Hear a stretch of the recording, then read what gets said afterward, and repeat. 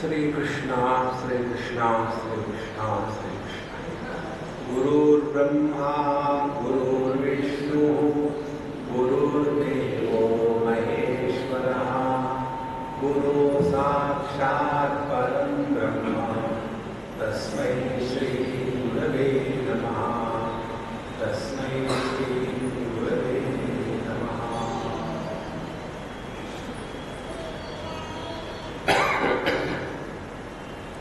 शास्त्रों के अध्ययन का तात्पर्य क्या है? हम जो भी कुछ सीखते हैं किस लिए सीखते हैं?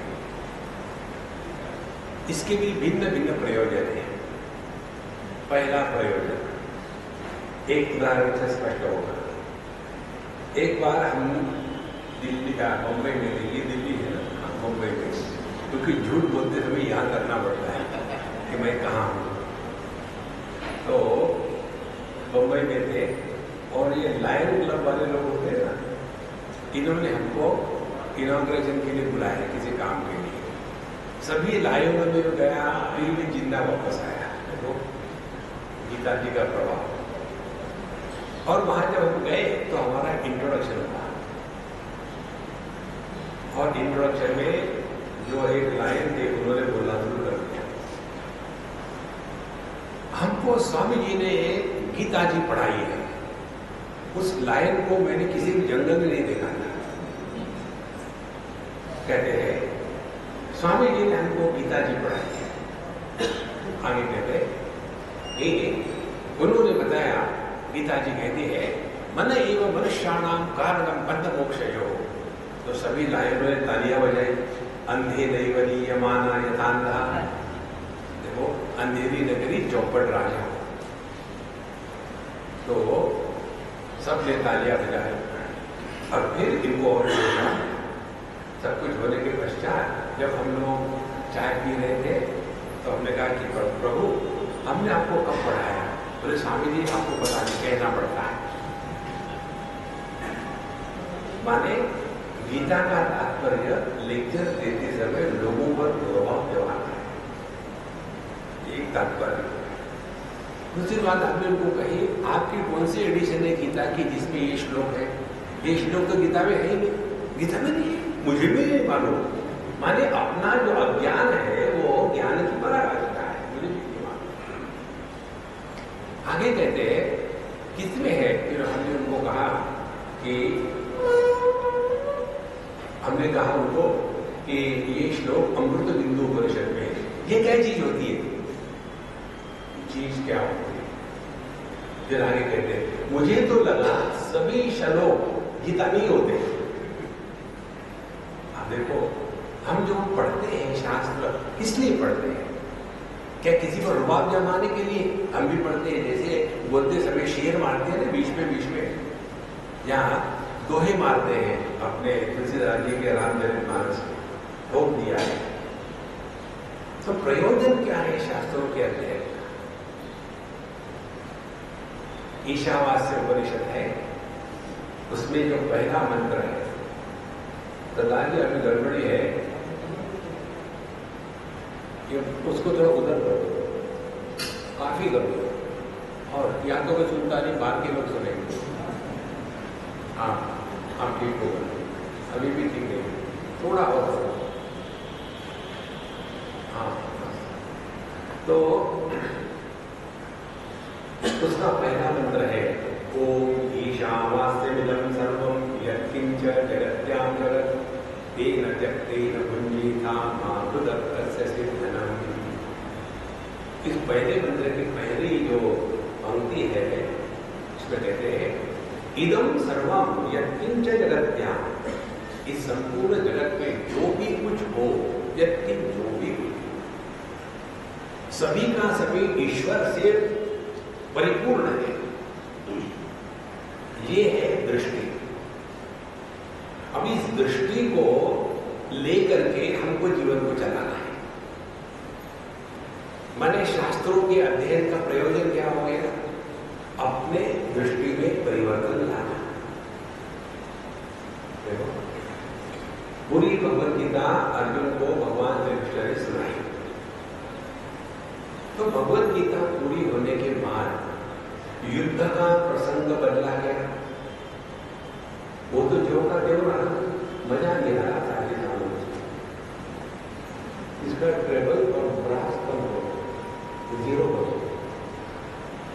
ब्रास भी कम कर दो, ट्रेवल भी कम कर दो। हाँ, उधर का जो स्पीकर है वो इधर देख रहा है क्या, वहां देख रहा है, वहां तो उसको उधर कर दो, वो ये फीड हो रहा है। हाँ, हमने बताया कि यहाँ का कोई सुनेगा नहीं, बाहर की सुनेगा। तो पूरी भगवत गीता सुनने के पश्चात भी युद्ध के प्रसंग में कोई परिवर्तन नहीं आया। परिवर्तन किसमें आया? जिसको समस्या थी उसमें। महाभारत के युद्ध के समय समस्या किसी को नहीं थी, युधिष्ठिर को नहीं थी। युधिष्ठिर ने एमबीए किया था और उस एमबीए में सिद्धांत बताते हैं, plan your work and work your plan. तो उन्होंने एमबीए करने के कारण उनको कोई समस्या नहीं थी, क्योंकि एमबीए के लोग समस्या निर्माण करते हैं। यहां तो आप समस्या निर्माण करो या समस्या का हल करो, उन्होंने पहला ऑप्शन दिया था, इसीलिए उनके लिए कोई समस्या नहीं थी।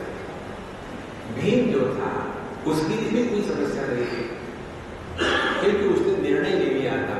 जैसे हम फ्रिज खोल के कोको कोला पीते हैं, उसी प्रकार से ये दुशासन की छाती को फाड़ करके उसका हार्ट लेकर के खून पी जाएंगे, और उन्होंने किया है, उनको कोई समस्या नहीं। नकुल सहदेव सबसे ज्यादा इंटेलिजेंट थे, दोनों डूबे थे, सबसे ज्यादा इंटेलिजेंट। कौन होता है इंटेलिजेंट? जो कभी लीडर नहीं बनता वो इंटेलिजेंट होता है। महात्मा गांधी ने सबको भिड़ा दिया, स्वयं लीडर कभी नहीं करे, पीछे रहते थे, नहीं करेंगे मैं सत्याग्रह सबसे करवा लेते थे और अपने मजे थे। लीडर कभी मत बनो नहीं। ये बहुत सिंपल टेक्निक है लाइफ जीने की भगवत गीता की। ये हम अपने उदाहरण से बताते हैं। हम यहाँ आए, अब हमको कहाँ रहना है, हम क्यों विचार करें? मिश्रा जी है परेशान होने के लिए, उनकी परेशानी वहां रखेगी, यहाँ रखेगी, पेड़ में रखे, पेड़ के नीचे रखे, यूर पॉपुलेशन। अच्छा, हम लोग को खाने को क्या करना है, हम क्यों परेशान हो जाए? पतंग है परेशान होने के लिए, उनको छोड़ दिया। अच्छा, कपड़े हम लोग हो रहे हैं, हम क्यों परेशान हो जाए? यहाँ लखनऊ में महाराज है तो कपड़े धोते हैं। अब देखो, जिसके कपड़े धोने के लिए साक्षात रामानुज आता है, लक्ष्मण आता है, उसका भाग्य क्या है? तो जब हमारे सभी कार्य कोई ना कोई करेगा तो हम क्यों परेशान होंगे? एक स्टेप और आगे ले जाओ, हमारे जीवन के बारे में हम क्यों चिंता करें? वो करेगा ना। अनन्या चिंतयन्तो मां ये जना परिपासते तेषां नित्याभियुक्तानां योगक्षेमं वहाम्यहम्। वो बैठा है ऊपर में, लेकिन हमको कन्हैया के शब्दों पर विश्वास नहीं है। योगक्षेमं वहाम्यहम्, हमको विश्वास है LIC पर। LIC ने योगक्षेमं वहाम्यहम् भगवत गीता से चुराया है, लेकिन कहीं रेफरेंस भी नहीं, केस करनी चाहिए उनको। तो ये नकुल सहदेव जो थे वो बड़े इंटेलिजेंट थे। उन्होंने देखा अपना बड़ा भाई है समझदार है, जीवन की समझदारी यही है कि समझदार के पीछे चलो, समझदार बनोगा। लेकिन लोग बड़े अपने को ज्यादा होशियार समझते हैं। तो इन लोगों ने जाकर के भगवान से कहा कि भगवान ऐसी पत्नी निर्माण करो कि जो सर्वगुण संपन्न हो, जिसमें में सुंदर हो, इंटेलिजेंट हो, समझदार हो, आज्ञाकारक हो, गुस्सा नहीं करने वाली हो, इत्यादि। भगवान ने कहा बेटा तुम्हारी इच्छा पूरी हो जाएगी, पूरे जगत के कोने कोने में ऐसी ही पत्नियां मिलेगी। हस्बैंड खुश हो गया। उस समय भगवान ने दुनिया को गोल बना दिए, एक भी कोना नहीं। होशियार मत करो बाबा, होशियार मत करो। तो जो भगवत गीता सुनी उसका प्रभाव केवल अर्जुन पर पड़ा, क्योंकि समस्या उसके लिए थी, बाकी 4 भाइयों के लिए समस्या थी नहीं। तो उसकी समस्या क्या थी? उसकी समस्या ये थी, उसने जिस विषय में चिंतन नहीं करना उसमें चिंतन करना शुरू कर दिया। बहुत महत्व की बात है। तो हमको कुछ 2-4 दिन पहले किसी जगह गए थे कानपुर में, एक सज्जन ने पूछा, स्वामी जी ये करप्शन के बारे में आपका क्या ख्याल है? हमने कहा यार हमको मौका लगे तो हम भी हाथ साफ कर लेंगे। छोटी मोटी बात है, 70-71 लाख, बड़ी बात थोड़ी है। अपने आप को दुनिया के बारे में फंसा करके दिमाग में कूड़ा करकट ना भरे। अर्जुन ने यही किया। देखो, एक हम आपको सिद्धांत बताते हैं भगवत गीता के संदर्भ से। सिद्धांत ये है कि अन्य की समस्या को हल करने का प्रयत्न मत करो, उनको अपनी समस्या हल कर देते हो। उदाहरण के लिए जैसे हमारे यहाँ मित्र है, अभी मुझे कहते हैं स्वामी जी आई डोंट लाइक यू। अब इसके 2 हो सकती है बात। एक तो मैं इसको समझाने का प्रयत्न करूँ, नहीं देखो अभी मैं अच्छा हूँ, मैं जितना बुरा दिखता हूँ उतना नहीं हूँ, उससे भी ज्यादा हूँ। उसको प्रयत्न करूँ, वो कभी नहीं समझेगा। फिर दूसरा ऑप्शन है, वो कहता है I don't like you, it's your problem not my problem, relax, don't try to solve somebody else's problems. देखो अर्जुन ने यही किया, ये युद्ध हो जाएगा और युद्ध में लोग मरेंगे, खून खराबा होगा। अब कन्हैया को क्या पता है कि युद्ध में खून खराबा नहीं होता कि होता है?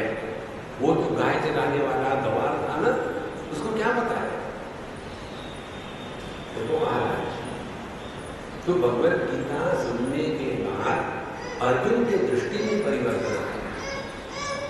यही तो बात भगवान ने आखिरी में जाकर के कही अर्जुन को, कश्चित एतश्रुतं पार्थ त्वया एकाग्रेण चेतसा कश्चित अज्ञान सम्मोहा प्रनष्टस्ते धर्मजय। हे अर्जुन, तुमने पूरी भगवत गीता सुनी, कुछ खोपड़ी में प्रकाश पड़ा कि नहीं कि खाली के खाली हो? तो अर्जुन कहता है नष्टो मोहा स्मृति लब्धा तत्प्रसादात् मया च्युता। हे भगवान, आपकी कृपा से मेरा मोह नष्ट हो गया। अब मुझे याद आ गया, स्मृति लब्धा, क्या याद आ गया? हम इस दुनिया में किस लिए हैं? यही हम भूल गए थे, हम किस लिए यहाँ? देखो, एक आदमी अपने दिल्ली का मरने के बाद ऊपर गया। ऊपर जाने के बाद भगवान ने पूछा, भाई तेरे को भेजा था आदमी बना करके, क्या किया तूने? तो नोट करो। भगवान ने कहा पेंसिल दिया, नोट करो, शुरू कर दिया। बोले मैंने 6 ट्रक चने खाए, क्योंकि मैं पंजाबी हूँ, रोज छोले खाता। फिर 25 टैंकर दूध पिया, इतने आटे की पराठे खाए। अरे यार किया क्या? गोबर। क्या हमारा जीवन यही लक्ष्य है? तो महाराज, तो प्रयोजन क्या है अपने जीवन का? जो व्यक्ति अपने लक्ष्य पर समर्पित नहीं होता, जिसको प्रयोजन की विस्मृति हो गई है, वही व्यक्ति भटकता है इस दुनिया में। देखो, इसीलिए हम भगवत गीता जो पढ़ेंगे यहाँ और पांचेंगे, किसकी पढ़ रहे हैं? लायंस क्लब के जैसा लोगों को दिखाने के लिए? गुप्ता जी आप भगवत गीता जानते हैं? हाँ बिल्कुल, कभी कभी सुन लेते हैं भगवत गीता, उपनिषद भी जानते हैं। हाँ भगवत गीता, उपनिषद, ब्रह्मसूत्र ब्रह्मसूत्र भी जानते हैं, हाँ जी, भागवत रामायण भाई वो भी जानते हैं, हाँ जी थोड़ा बहुत पढ़ लेते हैं। हो गए गुप्ता जी हो गए। एक बार हमको एक ने पूछा, स्वामी जी आप हमेशा अपने लेक्चर में गुप्ता जी का उदाहरण देते हैं, ये गुप्ता जी कौन है? फिर हमने कहा कोई कहानी सुना, हमारे पास कहानियों की कमी थी, एक कहानी सुना। एक बार हम बरेली में थे, झुमके वाली बरेली जो घूमने लायक है वो झुमके वाली है, वो मांस भरे हुई है तो सड़ी बरेली है, झुमके वाले बरेली थे। और वहाँ किसी पेड़ के नीचे लोग चाय भी पी रहे थे और शतरंज खेल रहे थे। एक बेंच पर ऐसे बैठे, बीच में शतरंज रखा, उधर से एक आदमी इधर से एक आदमी, जिसके पीछे 10-12 लोग खड़े होकर के उसके पीछे खड़े होकर के एक दूसरे को एडवाइस कर रहे हैं। इसके आदमी को कहता, अरे गुप्ता घोड़े को चला, अरे गुप्ता हाथी को ले जा, वो खरा पड़ा गया। और वो कर रहा था, ऐसा करके करके वो जीत गया। बोले यार किसने बताया मुझे? मैं जीत गया। बोले मैंने बताया। बोले तुमको कैसा पता मालूम है कि मेरा नाम गुप्ता है? बोले मैं हर बेवकूफ को गुप्ता ही कहता। उस दिन से मुझे ऐसी खुशी हो गई, एक नाम मुझे मिल गया।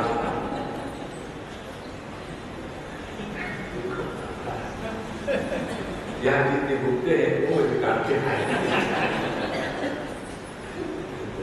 लेकिन बेवकूफ आदमी दूसरे को कष्ट नहीं देते, स्वयं बेवकूफ होते, दुखी होते।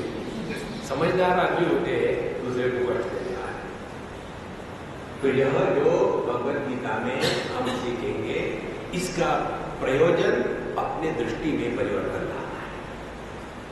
इस दृष्टि में परिवर्तन लाने के लिए पहले अपने आप को तैयार करना पड़ता है। देखो एक बात स्पष्ट समझ लो, गवर्नमेंट जॉब छोड़ करके कहीं भी कोटा सिस्टम लागू नहीं है। रिजर्वेशन कोटा, इसका अर्थ क्या है? जो नालायक है उनको लायक पद पर बैठा और कुछ नहीं। देखो यदि यही हम समझेंगे, हमको कहते हैं कई लोग, स्वामी जी आप तो सन्यासी हो, आपको क्या है, हम तो बड़े दुखी है ना, आप हमको दिखाओ, मौज में रहो कहते हो, शादी करो और दिखाओ, मौज में रहो। माने ग्रस्त लोगों के लिए रियलाइजेशन होने के लिए कोटा होना चाहिए, 90% रिजर्व फॉर ग्रस्त। देखो यहाँ कोटा नहीं है, हमको लायक होना है। देखो ये बहुत महत्व की बात है। तो कैसे लायक होवे, उसके लिए उपनिषद में एक मंत्र आता है, अथ यदि ते कर्म विचिकित्सा वा वृत्त विचिकित्सा वा स्यात्, ये तत्र ब्राह्मणाः सम्मर्शिनः युक्ताः अयुक्ताः अलूक्ष्या धर्मकामा स्युः, यथा ते तत्र वर्तेरन् तथा तत्र वर्तेथाः, एष आदेशः एष उपदेशः। यदि आपके मन में कर्मों को लेकर के और निर्णय लेने को लेकर के विचिकित्सा माने संदेह, यदि आपके मन में क्या करे क्या न करे, क्या ये ठीक है या वो ठीक है, इसके बारे में यदि संदेह आता है, तो वहां जहां आप हो किसी साधु संत के पास चले जाओ और साधु संत के पास जाने के पश्चात उनके सामने फिलॉसफर बन जाओ। देखो जैसे हमारे पास कई लोग आते हैं, पूछते हैं स्वामी जी समझो किसी की बीवी उसकी पिटाई करती हो तो उसने क्या कर सकती है? हमने कहा कि महाराज आप कभी डॉक्टर के पास जाकर के ऐसा पूछते हो क्या, डॉक्टर साहब भारतवर्ष में डिसेंट्री की क्या कंडीशन है? हम बताते हैं डॉक्टर साहब हम नॉन स्टॉप लीक हो रहे हैं, बंद करो। तो ये जो तुमने काल्पनिक समस्या खड़ी करी है कि यदि किसी को किसी की बीवी पीटती है तो क्या करें, अच्छा काल्पनिक वस्तु का कोई निर्णय नहीं होता। स्वामी जी अब क्या बताए, अपनी ही कंडीशन है, ऐसा बोलो लो। तो जब हम किसी संदेह में पड़े हैं तो पहली बात भगवद गीता बताती है कि जैसे अर्जुन ने भगवान के सामने पहले समर्पण किया। पहले तो बड़ी लंबी चौड़ी बातें करी, भगवान को ज्ञान सिखाया पहले अध्याय में। जब भगवान को ज्ञान सिखाया पहले अध्याय में तो भगवान स्माइल करके बोलने लगे, हंस दिए, प्रसन्न। और फिर भी जब वो ज्यादा ही बोलने लगा तो भगवान ने देखा इस आदमी के साथ शराफत से बात करने से काम नहीं होता। जो लातों के भूत होते हैं ना, वो बातों से नहीं मानते। अपने महात्मा गांधी जी ने इतना बड़ा सत्याग्रह किया और हम हथियार नहीं उठाएंगे, हम अहिंसा करेंगे। उस समय शरीफ लोगों के साथ पाला पड़ा हुआ था, इसलिए अंग्रेजों के साथ जिनने थोड़ा कल्चर बैठा है अभी है, उनके साथ पाला पड़ा, इसीलिए वो सक्सेसफुल हो गए। आजकल के लोगों के साथ उनका पाला पड़ता, वो कि मारो डालो उनको, झंझट कल्ला देखो मारा। इसीलिए हमको ये बात स्पष्ट समझनी है कि मन में समस्या है तो साधु संतों के पास जावे और वो जो बताए वो करो। अपने बुद्धि को, ज्ञान को मत झाड़ो उनके साथ। लेकिन अर्जुन ने वो नहीं किया। जब अर्जुन ने वो नहीं किया, उनको ज्ञान सिखाने लगा, यदि युद्ध हो जाएगा तो लोग मर जाएंगे और मर जाएंगे तो पूरा सत्यानाश हो जाएगा। अब युद्ध के मैदान में लोग मरेंगे कि पैदा होंगे, वो भी मैटरनिटी होगा, किसी को भी पता है। ये जब हुआ तो भगवान ने उनको डांटा और खूब कस के डांटा। डांटने के बाद थोड़े उसको होश आ गए। वो कैसे डांटा अर्जुन को, अरे नपुंसक। अब जो युद्ध के मैदान में योद्धा खड़ा हो और उसको नपुंसक कहे तो कितना गुस्सा आएगा। और जब उसको झटका लगा तब भगवान ने कहा कि देखो अर्जुन, तुम बातें ज्ञानी के जैसे कर रहे हो, लेकिन तुम्हारा व्यवहार बेवकूफ के जैसा है। और जब ऐसी बात कही तो अर्जुन ने एक बड़ी अच्छी बात कही, क्या कार्पण्य दोषो वहत स्वभाव परीक्षामि त्वां धर्म सम्मूढ़ चेता यश्रेयस्या निश्चितं पुरोहितं में शिष्यस्तेहं शादी मां त्वां प्रपन्नम्। हे भगवान, मैं धर्म सम्मूढ़ चेतस हो गया हूँ। क्या करणीय है और क्या करणीय नहीं है, इसके बारे में मेरे मन में भ्रांति है कि मैं युद्ध करूं या ना करूं। फिर दूसरी बात अर्जुन ने अच्छी जो करी, वो अपनी मूर्खता को स्वीकार किया। देखो, ये बहुत बड़ा आध्यात्मिक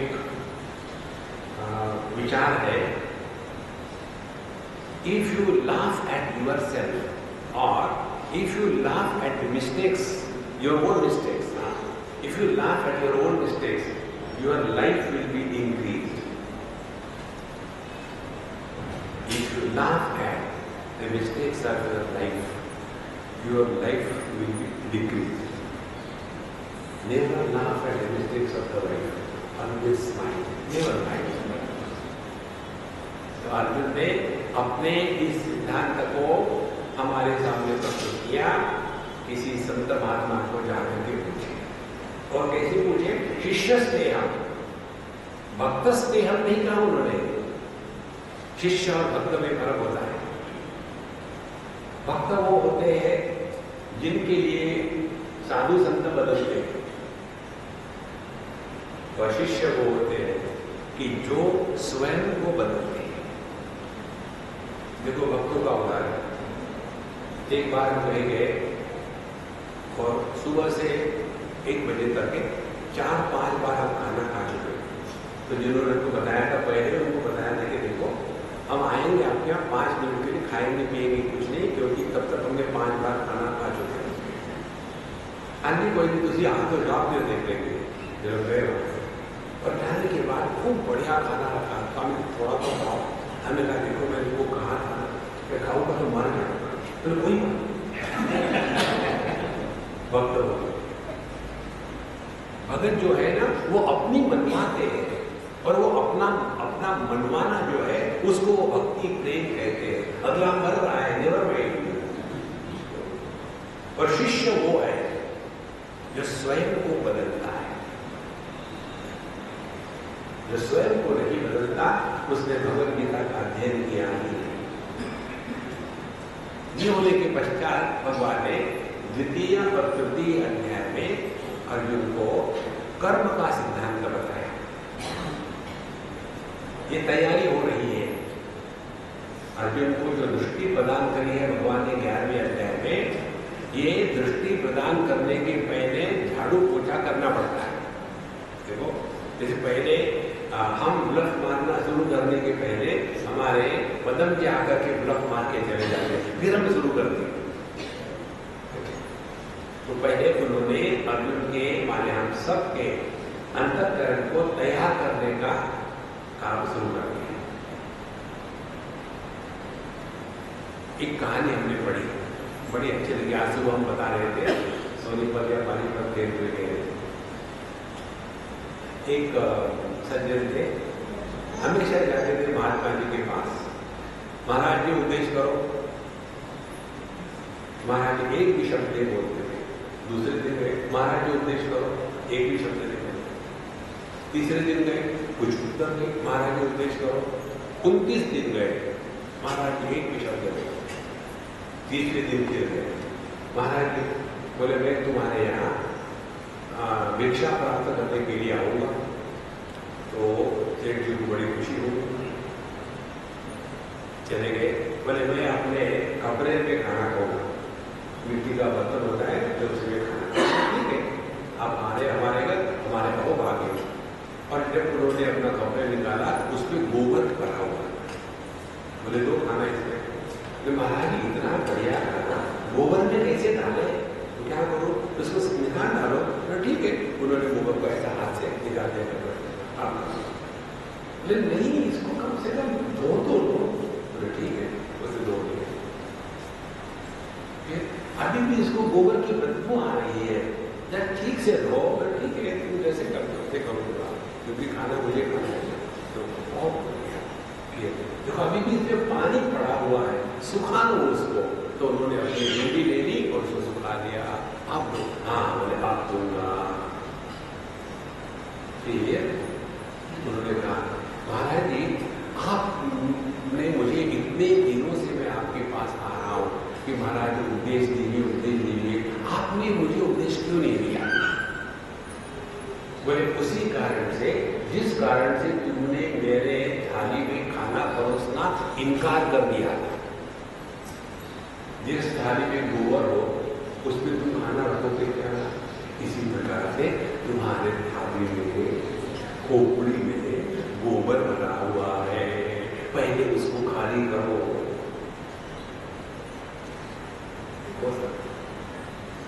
कौन सा गोबर है? काम, क्रोध, लोभ, मोह, मद, मात्सर्य, इतना ठसाठस भरा हुआ है। और हमारा पूरा जीवन क्या है? एक ही बात करते हैं हम जीवन में, मुझे जो अच्छा लगता है वो मैं करूंगा, जो अच्छा नहीं लगता वो नहीं करूंगा। माने अच्छा हो या ना हो ये बात नहीं है, मुझे अच्छा लगता है या नहीं लगता है। माने हमारे जीवन को प्रेरित करने वाला विवेक नहीं है, राग द्वेष है। देखो अब इस पर थोड़ा चिंतन करो। एक छोटा सा बच्चा है, उसकी माँ कहती है उसको बेटा दूध पी लो, मुझे नहीं अच्छा लगता दूध। क्यों नहीं अच्छा लगता? नहीं लगता। जो वस्तु हमको अच्छी नहीं लगती उसके पीछे कोई लॉजिक नहीं होता, कोई कारण नहीं होता। देखो मुझे तो कोका कोला चाहिए, उसको मुझे कोका कोला क्यों अच्छा लगता है? मुझे नहीं मालूम, मुझे अच्छा लगता है। माने अपने अंतःकरण में जो राग द्वेष है इसका कोई कारण नहीं। और हमारा जीवन किसके द्वारा प्रेरित होकर के चल रहा है? राग द्वेष के द्वारा। और हम अपने आप को बड़े समझदार समझते हैं। देखो भगवद गीता का जो चित्र है ना, जिसमें दिखाते हैं भगवान कृष्ण साथी है, अर्जुन बैठा है, 4 घोड़े हैं, रथ पर जुड़े हुए, भगवान के हाथ में लगाम है। इसका अर्थ ये भगवद गीता है। शरीरम रथमेव तु इंद्रियाणी हयानाहु। कठोपनिषद के मंत्र है, उसमें बताते हैं कि शरीर जो है वो रथ है और अर्जुन के स्थान पर ये मैं करके जो जी रहा है वो मैं है, और जो घोड़े हैं वो है हमारे इंद्रिय, और अपने अपने विषय में जो चलते हैं वो उनका मार्ग है चलने का। और जो लगाम है मन, और ये लगाम किसके हाथ में है? कन्हैया के हाथ में है, श्याम के हाथ में है, या काम के हाथ में है। और जो सारथी होता है वो डिसाइड करता है कि रथ किधर जा रहे हैं। तो हमारे जीवन का रथ कौन चला रहा है, काम या श्याम? देखो महाराज, तो यही तो गोबर भरा है अपने अंदर। तो जब तक इस गोबर को नहीं हटाएंगे तब तक के हम ज्ञान के अधिकारी नहीं हैं। इसीलिए द्वितीय तृतीय चतुर्थ अध्याय में भगवान ने इस गोबर को हटाने की जो प्रक्रिया है उसको कहते हैं कर्मयोग। अब कर्मयोग का अर्थ एक दो लाइन में बता दें। कर्मयोग किसको कहते हैं? नॉर्मली हम लोग ये समझते हैं कि बड़ी मेहनत करते हैं। मेहनत करना कर्मयोग नहीं है, वो गधे का काम है, वो कर्मयोग नहीं है। कर्मयोग कहते हैं हमारे प्रत्येक कर्म के माध्यम से यदि आनंद प्रकट हो रहा हो तो वह कर्मयोग है। नॉर्मली हम लोग जो भी करते हैं किस लिए करते हैं? कि आनंद की प्राप्ति हो गई, इसलिए करते हैं ना। एक आदमी शादी करता है, किस लिए करता है? आनंद की प्राप्ति हो गई इसलिए, और होती है कि नहीं, ये बंदी बूटी सवाल है। दूसरा आदमी डाइवोर्स लेता है, किसके? वही आनंद के लिए, लेकिन उसको मिलता है कि नहीं? बाद में कहता है वो पहले ठीक थी। देखो, एक आदमी उपवास करता है, अभी नवरात्र करते हैं, उपवास करेंगे, ये नहीं खाएंगे, वो नहीं खाएंगे, फिर लोगों का सर खाएंगे। तो ये जो उपवास करने वाले हैं ये भी आनंद के लिए उपवास करते हैं। हमारे जैसे डट के खाने वाले ये भी आनंद के लिए खा रहे हैं।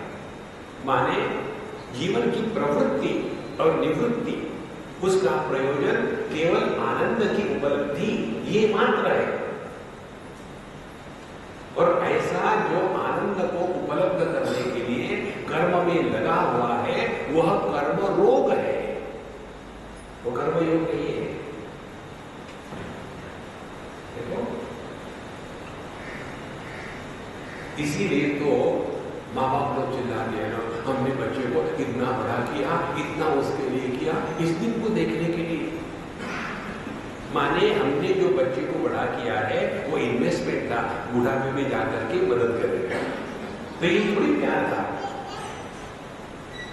देखो समझो, इसीलिए यह जो हमारे अंतःकरण में आनंद के प्राप्ति की कामना से प्रेरित होकर के जो भी हम करते हैं वो कर्म योग है।